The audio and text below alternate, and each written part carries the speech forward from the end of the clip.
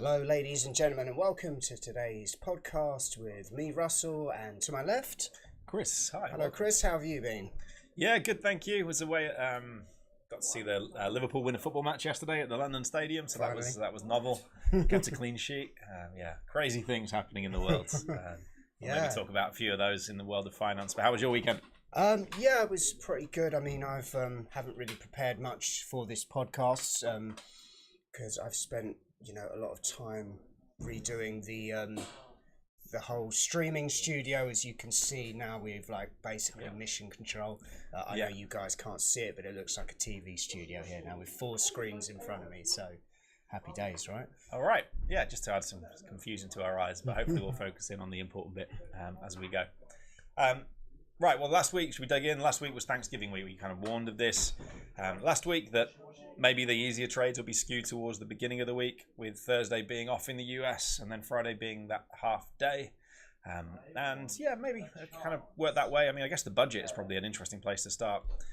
Haven't had a chance to bring up cable price since then, but it's probably worth bringing up the pound or maybe even the yields, because this is really where the story begins for the UK. So we saw what was like a scattergun approach to taxes by Rachel Reeves last Wednesday.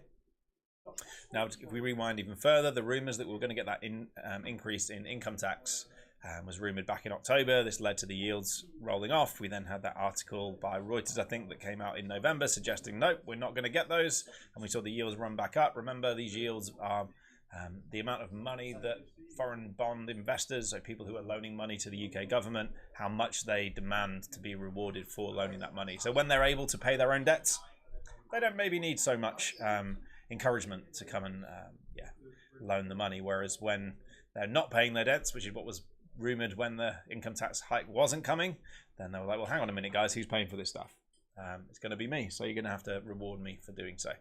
But when we came to Wednesday last week, the yields actually reacted pretty well. We had a nice softening. There wasn't the income tax in there, but there were probably 20 to 30 pretty important taxation definitely hits. Tax hikes. Difficult to keep up on what they all mean, really, because they're all kind of it's like death by 1,000 cuts, maybe more than just the axe or the guillotine to get it all done at once.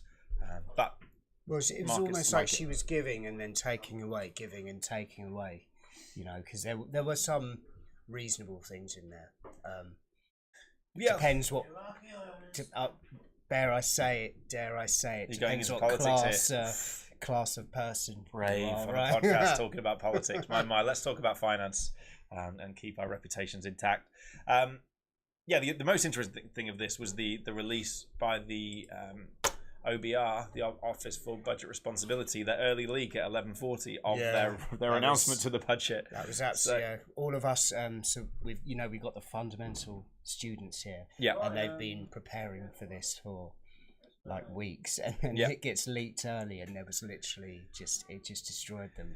Well, the trade was still pretty easy. Once the press conference began at around midday, once it really got going, it was a pretty straight line down in the yields, and this was reflected. If you look at the cable, I was on this trade. This was kind of reflected on Wednesday by where are we? This is the madness. But yeah, really from when she took to the Commons to give us the verdict, it was kind of up and away on this asset, and it was a really nice rally all day. There were very few bad buys that day on the pound. I know when as long as you got in Badenoch had a little pushback, it kind of added a few doubts, brought it back. But nevertheless, she can't be too unhappy with what happened last Wednesday. So that made for a really interesting day on what was otherwise going to be a pretty quiet end to the week. Thursday was dead, and then Friday was unusual. Well, I mean, apparently that hasn't happened since 2019. Was the last outage of the CME. Well, yeah, we see here we were trading quite nicely. I think the pound's quite a nice look at this. I should probably bring up the silver chart too, because I think that was one of the reasons that certainly from some of the conspiracy theorists are suggesting as to why this happened. It wasn't a cooling issue. It was that the silver market was broken and they needed to shut everything down. Believe what you wish. They're blaming it on a cooling issue, but nevertheless, ticking away, just all very well. But then to see this at 2:45 and then not another print until 1:30 in the afternoon, seeing outages all over the place. So this haven't actually checked the silver price at that particular moment. Did it really flare at that time? If we can scroll back to Friday. Going the wrong way here. So the question is, what would happen to you if you was in a trade before it shut off? Well, you can't get out, can you? Right. So you're at the mercy of the markets and where it reopens. Luckily, a lot of these didn't really reopen too far from where they printed. And yeah, there wasn't actually that mad action on the silver market. And certainly I was expecting to see something slightly more interesting than this from that 245 print before the reopen.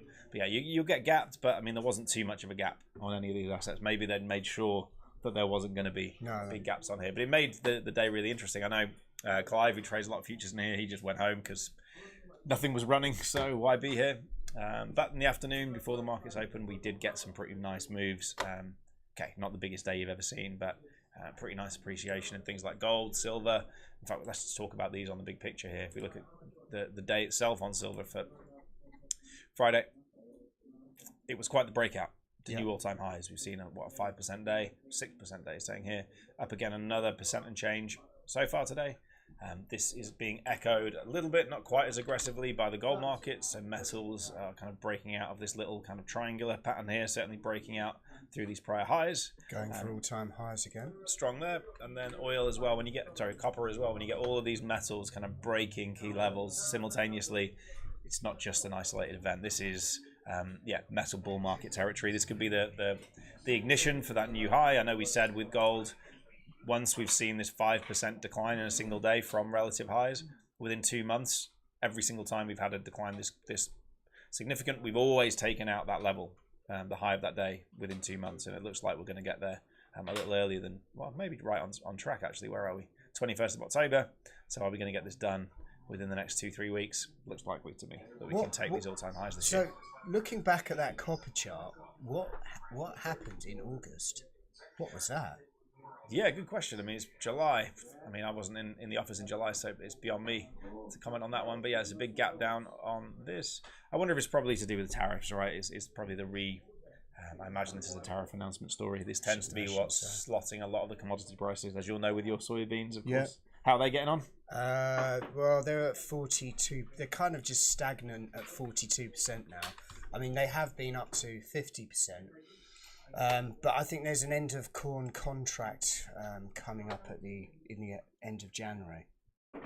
So I'm definitely taking the decision to hold it till at least then. Okay.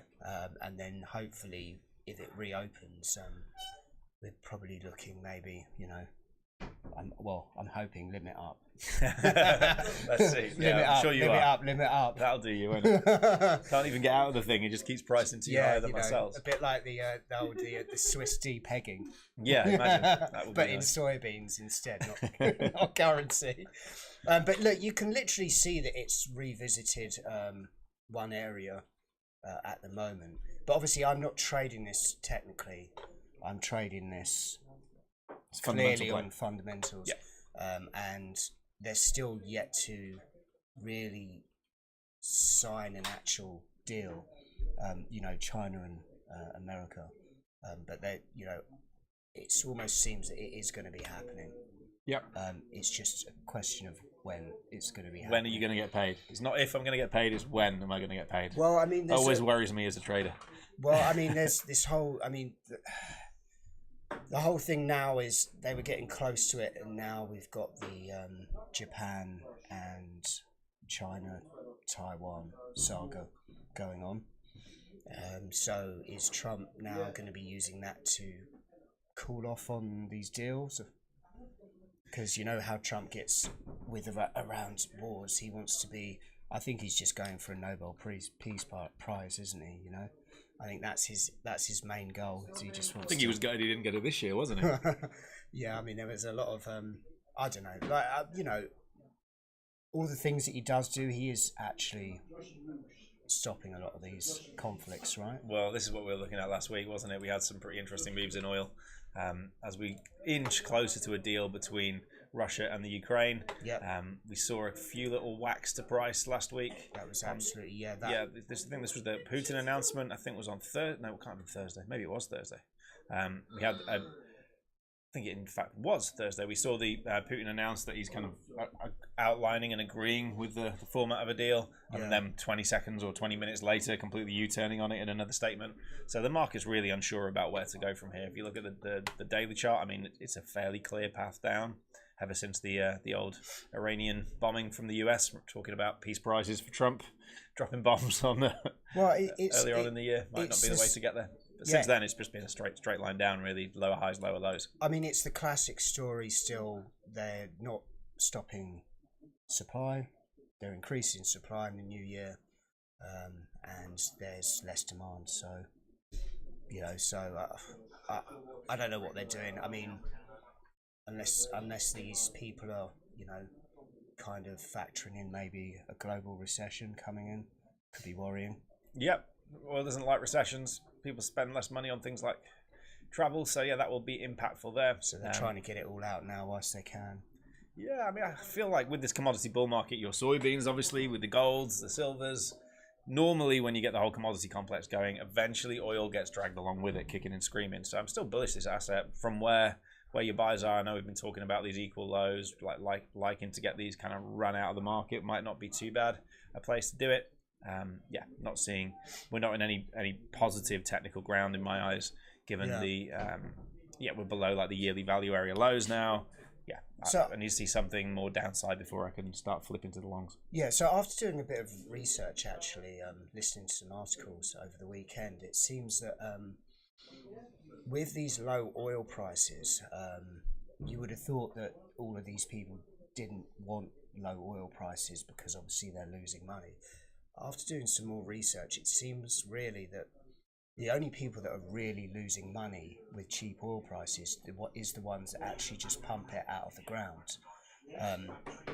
But most of these companies like Shell, BP and all of that, they actually manufacture oil as well. So they change it from crude into petroleum. So they're kind of making money there. They're making money across the board, which can allow oil to actually stay at low prices. But if you're a company solely doing like pump fracking or pumping, then you are really the ones that are really just, because you're just selling, you're getting it out of the ground, just selling the crude oil. Yeah, you're a commodity producer, you're not a downstream. You're getting an awful price for it. So So there's no incentive for these larger corporations to actually drive this oil price up because they're still all earning. Yeah. Well, in the end, it will do as it'll do. I think it wouldn't be surprised to see a little bit more weakness. But where we are seeing weakness today, rolling on, is after what was a hell of a week in the S&P. So I know we posted this out on our group. I think you were able to join that if you so wish. That when you have a Thanksgiving week where you have 4 of the trading days all up, I think of the last 8 times that's occurred, the Monday afterwards has been a down day, right? Okay. It's kind of they got ahead of what's the phrase in markets? They were ahead of their skis a little bit on this one. It was a very bullish week after the option expiry, 3rd Friday of November. Turned the markets round, all very, very predictable, even better than I could have hoped really from this week. And then a bit of weakness today. Now this might just be that technical kind of reality of a pullback after a big rally. But old boy Ueda from Japan has been messing with the interest rate story. These 0 rates that we've seen out of Japan might be getting bumped up this month. Oh, interesting. So as of... Because how long have they been at 0 for? Yeah, basically 0 for as long as I've been alive, pretty much. He was out at the inconvenient time of 105 this morning. If you have a look at the dollar yen, it's been a fairly clear picture since that time print at 1 o'clock this morning. You see the volatility, the volume kick in at that time. Stops above this level, it's just bled out throughout the day. So we're seeing a lot of yen strength coming in as he rumours, and the reason for the rate hike is not to put on the brakes, as he called it. It's just to kind of take the foot off the accelerator. Okay. Because rates being so low, so close to 0 is stimulative, but that was the idea, and now the idea isn't to become restrictive, it's to become less stimulative, is his pitch towards all this. Okay, fair enough. But this is, as we always talk about it whenever we talk about the yen, these are arguably the bank of the world, right? You can borrow money for sweet FA from Japan, and you can invest that in, I don't know, US treasuries north of 4%. Got a pretty good business model there, the carry trade. This is a tale of old as time. And if the yen is going to start notching their rates higher, then maybe this whole thing unwinds. And maybe it's not just carry trade into bonds that they're doing. They're also maybe carrying yen and sticking it into Google, NVIDIA, you name it. All these big tech names who've done so well, perhaps some of the money that's found its way in there is actually from the coffers of the BOJ. And if they start raising rates, then that money will return home. And for it to return home, asset prices need to come down if we got the old more sellers than buyers narrative. So this is why when you look at the move today on the dollar yen, it's kind of mirrored a little bit by the S&P. It's been pretty weak so far today. I don't expect this to be, a lot of this was down overnight along with Bitcoin, which we can maybe talk about too. Another one that's getting absolutely slotted at the moment. But yeah, didn't have a good time post UADA either, albeit haven't taken out these lows yet. So it looks pretty ugly for the stock markets and certainly for risk when you look at Bitcoin down nearly 5%. We've had a rough time on Bitcoin today. Again, this all got going even before the UADA stuff around midnight. There's a view that MicroStrategy, the company that holds a lot of Bitcoins, right, and they've kind of just been a bit clearer that they're basically like a crypto fund now, more than anything else, and they were priced higher than that. But now, if the price of Bitcoin goes below their net asset value, they may have to and be forced to start liquidating crypto. And that, as a result, the markets are like sharks, right? It's like when the bond vigilantes came for Liz Truss. They just want to absolutely run these people over because they know they have a point at which they have to bail. And once they bail, they can gobble up all that stuff they bail out of. So now there's a clear target to just nail this crypto market. So it could be a really interesting week for crypto. It's decoupled anyway over the last couple of months from the stock market quite a lot. But yeah, it's getting absolutely done today. It could be a tough week. We're under 90, so yeah. And if you look at this on a daily, it's another one of those big down days. We've had quite a few recently, but this is probably had similar in November. I know we had a big one back on 10th of October, but yeah, the story's been nasty ever since then, down from 126s. This isn't a meaningless move. I can't quite see where to grab the measuring stick from. Because a few streams ago, we were wondering whether it was just backing off to actually go and hit 150, but it seems like that's probably not the case now, right? Well, this decoupling from the stock market is a concern as well. The stock market, if crypto is going down this much when the stock markets are this close to their all-time highs, imagine if stocks start to get hit. Crypto will be on its backside. I'm expecting that at some stage you will get meaningful pullbacks. Could this such an immature market? Could this signal the end of this cycle? Yeah, but that creates the start of the next. Okay, but the kind of magnitude of these declines, so you can't quite scroll back quite far enough, but we've had like 84% declines, 76% declines. I wouldn't be a surprise to me to see about a 60% decline. So if you're thinking about, let's say, what would that be? Something sub 60,000. Yeah. We're really not that far from there. Okay. So this to me would take you back into this chop that we had back in 2024 before Trump came in and started to get all the juices flowing in September last year. Well, we could easily get back into this area. And if we do, that's a meaningful pullback, something that might want to be potentially bought into. So, but I think Bitcoin has an absolute limit now that it can actually reach before people will actually just stop mining. I think it's about 50. So, and I think... Well, we can go below that briefly, like with oil, right? You can go below the levels at which it makes sense. 0, you would have thought would be the lowest level for oil, and we've seen minus 40 before, so it can briefly go below them, but to sustain below 50 then probably doesn't make sense. Yeah, because with the rising costs of electricity and power, the mining costs alone to actually mine Bitcoin. Yeah. So this is I don't know, quite worrying for Bitcoin and Lamborghini dealerships all over the world. Yeah, I would not. Yeah, I hold a few. I hold some Bitcoin, not massive amounts, but I wish I probably should have sold them out when it was at 100 odd, and then rebought them now. But I'm just holding for a long-term investment, right? Yeah. Yeah. Hindsight is 20/20, as they say.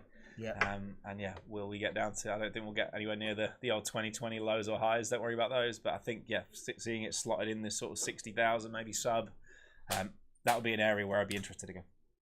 So let's see. Okay. Yeah, close to today. It doesn't look like being a great week for moves, given how aggressive last week was. Unless we can get some real catalysts out of the news, which we got today, 3 o'clock, ISM manufacturing. We're not getting non-farm Friday. We do have the ADP figures, which they're also doing weekly numbers now. So this maybe is going to be even less interesting than normal. ISM services we're getting Wednesday. Weirdly, core PCE, and it's out at 3 o'clock. Normally a 1:30 number, but this is a delayed figure, as many are. And in fact, some people are telling me that we're getting this non-farm figure out on the 12th. Well, I don't see it on this calendar yet. I still see it on the 16th. For them changing this non-farm Friday? The government shutdown. They haven't had the chance to collate the data. So Okay. this is why they've kicked it back to a time at which they think they will have the news. But yeah, I was hoping to see data coming out on time, December being back to normal. It's going to be January before things are back to normal. So yeah, go easy out there. But this next week, we're already eyeing up the Fed as well. So the last rate decision of the year is going to be next Wednesday. And if we just want to have a quick sign what's off. the sentiment on that? Yeah. What Fed Fund Futures telling us today?